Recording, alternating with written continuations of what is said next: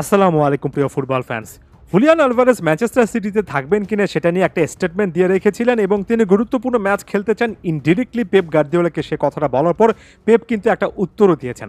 আমি একেবারে প্রথমত ব্যাপারটা একদম শতভাগ স্পষ্টভাবে বলতে চাই যে এটাকে কেন্দ্র করে কোচের সঙ্গে প্লেয়ারের কোনো একটা বিবাদ হচ্ছে এমন টাইপের কথাবার্তা যারা ছড়াবেন তাদের থেকে ফুটবল ভক্তদের দূরে থাকতে হবে, কারণ এখানে আলভারেজ তার একটা ইচ্ছার কথা জানিয়েছেন, তার একটা মোটিভের কথা জানিয়েছেন। পেপ গার্দিওলা একেবারে ভালো একটা উত্তর দিয়েছেন। এখানে হেলদি একটা কনভারসেশন হচ্ছে, কোনোভাবে এটাকে বিতর্ক, গুজব, বিবাদ এদিকে নিয়ে যাওয়ার সুযোগ নেই। আলভারেজের ওই উক্তিটার পরে পেপ গার্দিওলা যখন বার্সার বিপক্ষে একটা ম্যাচে ম্যানচেস্টার সিটিকে ড্যাগ আউট থেকে নেতৃত্ব দিচ্ছিলেন, প্রেস কনফারেন্সে এমন প্রশ্নের জবাবে তিনি বলেছেন, আমি জানি আলভারেজ কি বলেছে, আলভারেজকে বাদ দিয়ে প্ল্যান করার এই মুহূর্তে আমাদের কোনো পরিকল্পনা নেই। অবশ্যই আলভারেজের মতো প্লেয়াররা গেম টাইম চায়, তবে বাকি প্লেয়াররাও কিন্তু সেই জিনিসটা চায়। এবং পেপ গার্দিওলাকে কেভিন ডি ব্রুইনা প্রসঙ্গে জিজ্ঞেস করা হলো এবং তিনি বলেছেন যে ডি ব্রুইনার অন্য কোনো ক্লাবে যাওয়ার ব্যাপারটা তখনই ওপেন হবে যখন অন্য কোনো একটা ক্লাবের থেকে অফার আসবে। এখন পর্যন্ত যেহেতু কোনো অফার আসেনি, ডি ব্রুইনা এ দলটার সিনিয়র মোস্ট একজন প্লেয়ার এবং তাকে ঘিরে স্বাভাবিকভাবে আমাদের প্ল্যানটা থাকবে, আগের জায়গাতেই থাকবে। এখন কেন এই কথাবার্তাগুলো বলছি, এর পেছনে স্পষ্টত কারণ একটাই, সেটা হচ্ছে কেভিন ডি ব্রুইনা যখন গত সিজনে ইনজুরির কারণে লম্বা সময় মাঠের বাইরে ছিলেন তখনই কিন্তু হুলিয়ান আলভারেজ যথেষ্ট সুযোগ পেয়েছেন।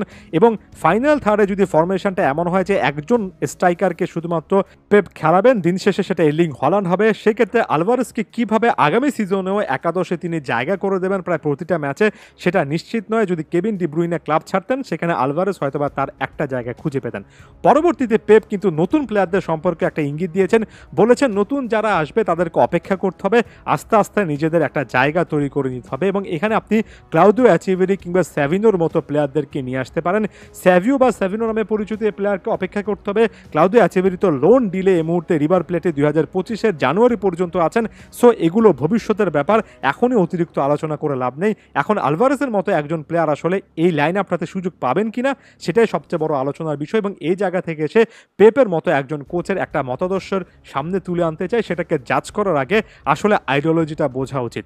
শুধুমাত্র একজন প্লেয়ারকে আমি দেখেছি যার বেলাতে এসে পেপ গার্দিওলা ভিন্ন সুরে কথাবার্তা বলেন, হয়তোবা তার সুবিধার জন্য কোনো একটা সিস্টেম তিনি পরিবর্তন করে ফেলতে পারেন। প্লেয়ারটার নাম লিওনেল মেসি।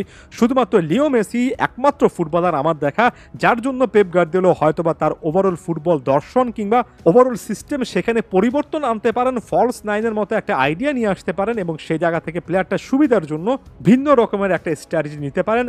অন্য অনেক প্লেয়ারের ক্ষেত্রে হয়তোবা দলের প্রয়োজন নিয়েছেন, তবে একজন প্লেয়ারকে কেন্দ্র করে সর্বোচ্চ পর্যায়ে যদি পরিবর্তন নিজের মধ্যে এনেছেন, আমার কাছে সেটা শুধুমাত্র ওয়ান অ্যান্ড অনলি মেসি মনে হয়।